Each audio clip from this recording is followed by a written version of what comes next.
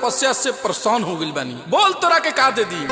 बाबा हमरा और कुछ ना चाहिए, बस 2 वक्त के रोटी दे दी, जौना के रोज हम ताज होटल में जाके दम भर खाए। ना मन बे मार देव डमरुआ से कपड़ा फाटी जाई। किसिया गनी का अरे सुतला में देखनी हो रात के सपना बन गइल बानी हम